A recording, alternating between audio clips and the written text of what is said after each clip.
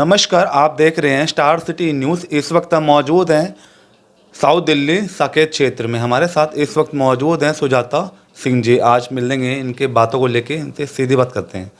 Ma'am, पहले आप अपने दर्शकों को एक छोटा सा अपना इंट्रोडक्शन दीजिए। पहले सबसे पहले मैं स्टार सिटी का धन्यवाद करती हूँ जिन्होंने मुझे मौका दिया बोलने का।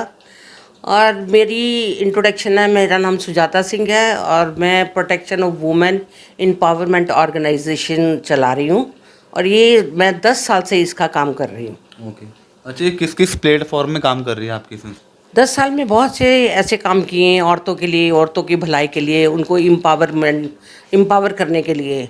लेकिन अभी जो मतलब कोरोना काल में जो आया, बच्चों की नौकरियां छूट गई हैं। जी। वो बच्चे स्टूडेंट बहुत अच्छे अच्छे घरों के मेरे पास आए। उन्होंने कहा जी हमारी 1 से लेके 1.5 तक का हमारा पैकेज जो था वो जी। ख़त्म हो गया, हम बेरोज़गार हो गए। मैडम आप औरतों के लिए काम करती हैं। वो बच्चियां और बच्चे आए तो उन्होंने कहा कि हमारी कुछ मदद कीजिए। वो प्रोजेक्ट बना के लाए जिसमें वो एक कैंटीन, चलती फिरती कैंटीन थी और वो खाना बेचना था। उस टाइम में देना था खाना, कुछ फ्री भी देते थे, कुछ वैसे भी मोल भी देते थे उस टाइम में।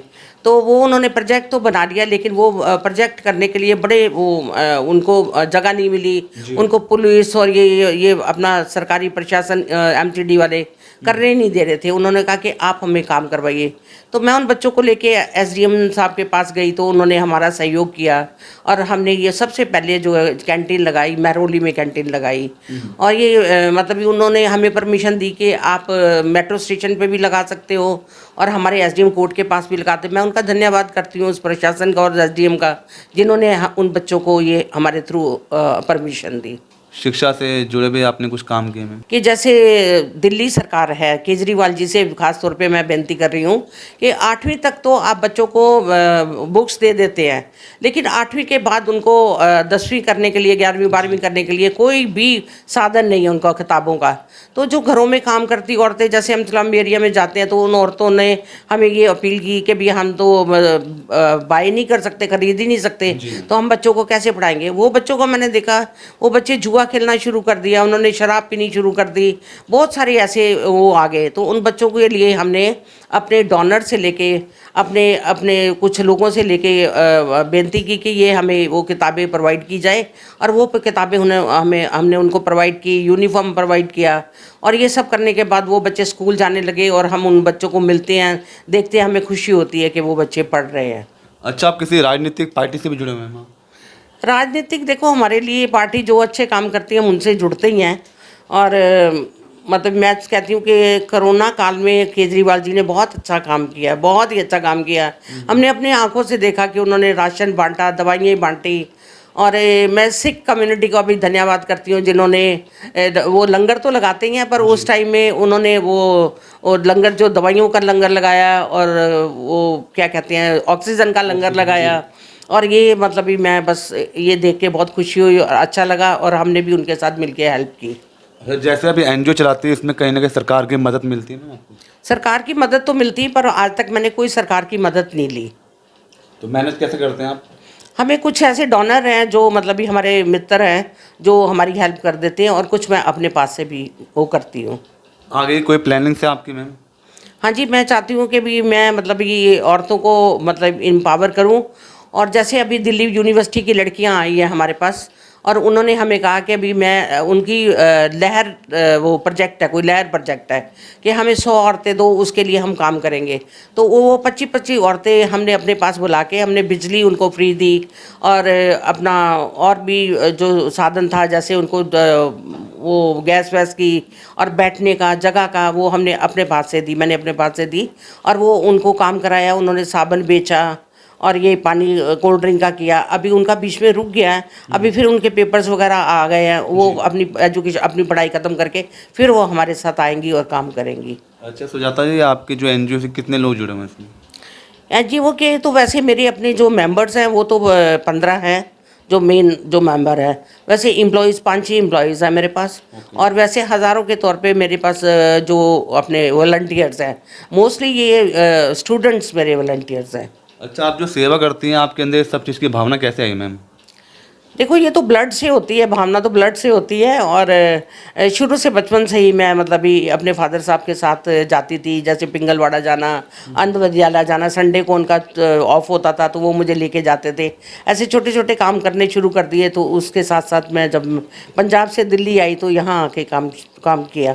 सुजाता जी, जिस तरह आप समाज के उत्थान के लिए काम कर रही हैं, आगे की और कोई प्लानिंग्स हैं आपकी? किस तरह आप एनजीओ को आप आगे ले जाना चाह रही हैं? हाँ जी।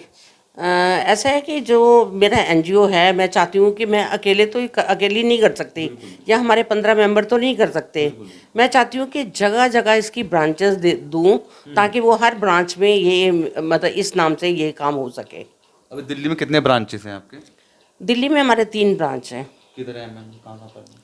एक लाडोसराय है, एक इग्नू रोड पे है, और एक बदरपुर पे। अच्छा, ये दिल्ली के हालातों पे बात कर लेते हैं मैम। जो इंक्रोचमेंट जो जगह जगह देखा जाता है, इग्नू रोड के आज के क्या हालात हैं? वाकया में बहुत अच्छा क्वेश्चन आपने किया, और मैं तो बहुत दुखी हूँ इस बात के लिए।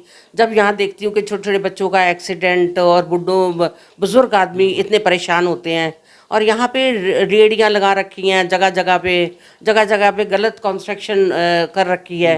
और मैं प्रशासन से विनती करती हूँ कि इसकी रोकथाम की जाए। हमने मैम सुना है कि आप डोमेस्टिक वायलेंस पे भी काफ़ी आपने काम किया, अच्छे अच्छे प्लेटफॉर्म में आपने।